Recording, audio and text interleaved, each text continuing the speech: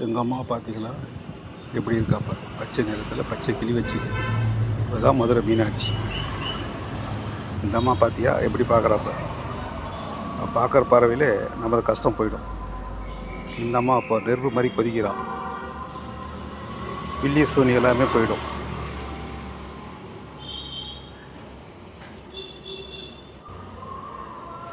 பச்சை நிறத்தடி பாசக்காரி இவ தான் மதுரை மீனாட்சி தாய். என்னை பெத்த தாய் இவ தான். அத்தா அங்காளம்மா பராகி பச்சையம்மா என் தாயே என்னை பெற்றவளே. என் அம்மா சீலைக்காரி புதுக்கோட்டை புவனேஸ்வரி பெரிய பாலத்தை அல்ல அம்மா தான்.